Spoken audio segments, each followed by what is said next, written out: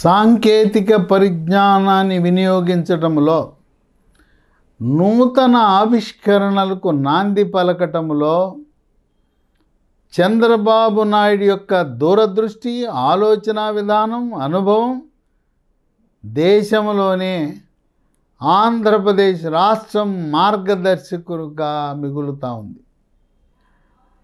మనం కంటైనర్లు వినుంటాం కదా.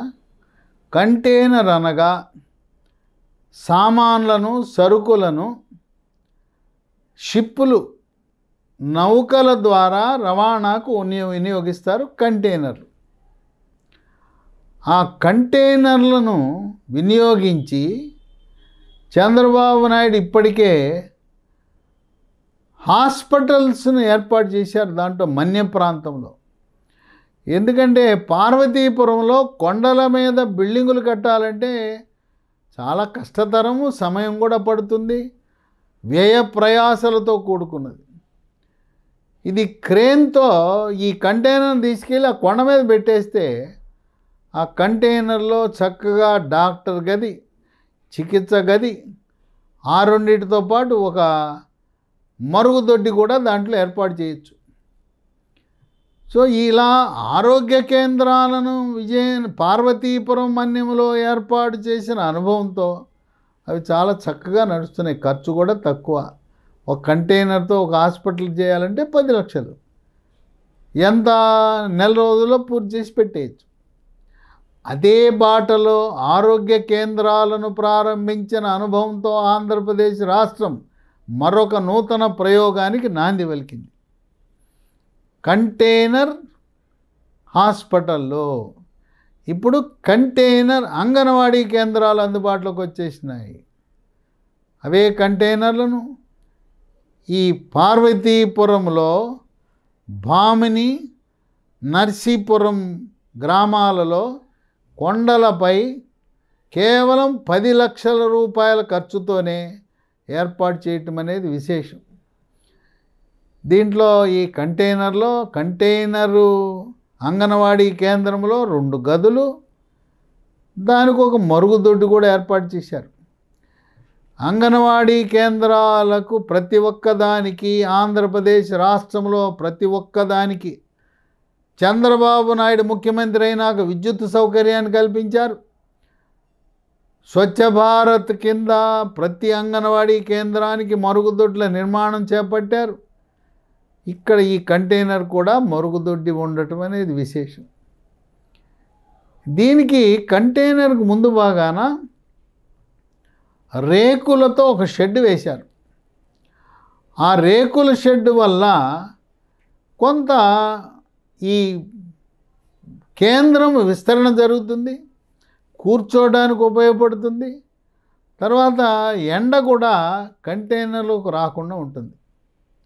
ఈ కంటైనర్ అంటే మీరు అనుకుంటారు ఇదంతా గాలిట వస్తుంది, మొత్తం మూసేసి ఉంటుంది కదా. కంటైనర్ అంటే మూసేసి ఉన్న దాంట్లో చుట్టూ మూసేసి ఉంటుంది, దాంట్లో ఎట్లా బతుకుతారు, గాలిట వస్తుంది అనుకుంటున్నారేమో. కంటైనర్లో కరెంటు పెడతారు, ఫ్యాన్లు వేసుకోవచ్చు, ఏసీలు పెట్టచ్చు. అంతేకాదు చక్కగా దాంట్లో రంధ్రాలు కోసి కిటికీలు, తలుపులు కూడా పెట్టేయచ్చు కంటైనర్లో. మనం ఒక ఇల్లు ఎలా ఉంటుందో దాంట్లో కిటికీలు ఉంటాయి, తలుపులు ఉంటాయి, ఫ్యాన్లు ఉంటాయి, లైట్లు ఉంటాయి, అన్నీ ఉంటాయి. కనుక అది చూడటానికి నిజంగా అది భవనంలాగానే అనిపిస్తుంది. చెప్పకపోతే అది కంటైనర్ అంటే ఎవరు నమ్మరు. ఇది ఒక భవనం నిర్మాణం చేయాలంటే ఈ అంగన్వాడీ కేంద్రం ఆ మన్య ప్రాంతంలో 6 నెలలు, 9 నెలలు, సంవత్సరం పడుతుంది. సిమెంట్ మొయ్యాలి, కంకర మొయ్యాలి, ఇవన్నీ మొయ్యాలి. పైగా ఈ భవన నిర్మాణం చేస్తే అవినీతి జాడ్యం ఉంటుంది. ఈ కంటైనర్ ఏముంది, వాడి అయిపోయింది, దాని సర్వీస్ అయిపోయింది, ఇక ముసలిది అయిపోయింది. ఈ కంటైనరు ఇక అది ఓడలో రవాణా చేయడానికి పనికి రాకుండా పోయింది. దాన్ని తీసుకుని దాన్ని కొని 10 లక్షల రూపాయలతోనే అంగన్వాడీ కేంద్రాన్ని ప్రారంభం చేస్తున్నారు. ఇది చూసిన తర్వాత అందరూ కూడా ముక్కున వేలేసుకుంటున్నారు. ఆహా, కూటమి ప్రభుత్వం అంటే మజాకా, ఏమనుకుంటున్నారు? చంద్రబాబు నాయుడు యొక్క ఆలోచన విధానాన్ని ప్రధానమంత్రి మోదీ సాక్షాత్ ఆయనే ప్రశంసించారు. భారతదేశంలో సాంకేతిక పరిజ్ఞానాన్ని వినియోగించుకోవడం ప్రారంభించింది చంద్రబాబు నాయుడు. తర్వాత ప్రస్తుత రాజకీయాల్లో మోదీ గారు చంద్రబాబు నాయుడు ముఖ్యమంత్రి అయిన సమయంలో ఆయన ముఖ్యమంత్రి కాలా. చంద్రబాబు నాయుడే ముందు ముఖ్యమంత్రి అయ్యాడు. ఆయన అయిన 4 ఏళ్ళకి మోదీ గారు ముఖ్యమంత్రి అయ్యాడు. కనుక అమెరికా, ఆస్ట్రేలియా, లండన్తో పాటు ఏదైనా నూతన ఆవిష్కరణకు నాంది పలికేది చంద్రబాబు నాయుడు. ఆయనకి ఎప్పుడు రాత్రనక పగలనక నిద్రలో కూడా ఆలోచనలు వస్తాయి. ఆయనకి ఏదైనా ఒక కొత్త ఆలోచన వచ్చిందంటే పెన్ను పేపరు రాసుకుని పుస్తకం మీద ఎక్కిచ్చేస్తారు. లేదు పక్కన ఎవరైనా అధికారులు ఉంటే వెంటనే అది వాళ్ళకి చెప్పేస్తారు. ఈ శాఖకి ఇది చేయమని చెప్పండి అని చేస్తారు. అంటే ఒక శాస్త్రవేత్తకు ఎలాంటి ఆలోచనలు వస్తాయో సమాజంలో కొత్త ఆవిష్కరణలకు చంద్రబాబు నాయుడికి కారులో వెళ్తున్నప్పుడు, విమానంలో ప్రయాణం చేస్తున్నప్పుడు, హెలికాప్టర్లో ప్రయాణం చేస్తున్నప్పుడు, లేదు కొన్ని సందర్భాల్లో వేదిక మీద కొంతమంది వక్తలు ప్రసంగిస్తున్నప్పుడు వారికి ఆలోచనలు వస్తాయి. ఆ ఆలోచనలను అమలు చేయటానికి ఆయన ఏమాత్రం వెనుకంజ వేరు. ఒక గుంటూరు డివిజనల్ రైల్వే అధికారి, డిఆర్ఎం, డివిజనల్ రైల్వే మేనేజర్, ఒక మహిళా అధికారికి ఆమె చేసిన స్వచ్ఛ భారత్ కార్యక్రమాలకు మెచ్చి ఆయన అవార్డు ఇవ్వడం జరిగింది. అవార్డు ఇచ్చినప్పుడు ఆయనకు ఒక ఆలోచన వచ్చింది. ఆమెకి చెప్పాడు, అమ్మ మీ రైల్వే ట్రాకుల పక్కన కొంతమంది ఈనాటికి కూడా 6 బయలు ప్రదేశాల్లో మల విసర్జన చేస్తారు. 6 బయలు మల విసర్జన మీరు అరికట్టండి.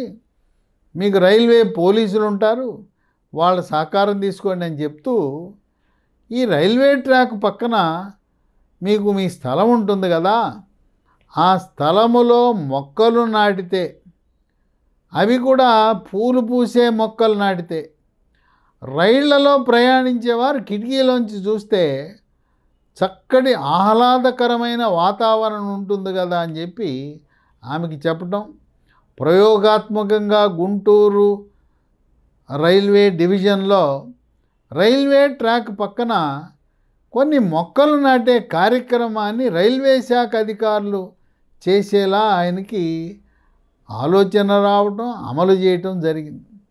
ఇలా అనేకమైన పరిపాలనా సంస్కరణలు, నూతన ఆవిష్కరణలు, అవినీతిని అంతమొందించే పారదర్శకమైన పద్ధతులు పాటించడంలో చంద్రబాబు నాయుడు తనకు తానే సాటి. ఈ రోజున మనము ఆంధ్రప్రదేశ్ రాష్ట్రంలో జరుగుతున్న విధానాలను అధ్యయనం చేయడానికి ఇతర రాష్ట్రాల వారు వచ్చి, అధికారులు బృందాలుగా వచ్చి నేర్చుకుని వెళ్ళటం అనేది మనకెంతో గర్వకారణం అని చెప్పి రాజకీయ విశ్లేషకులు భావిస్తున్నారు.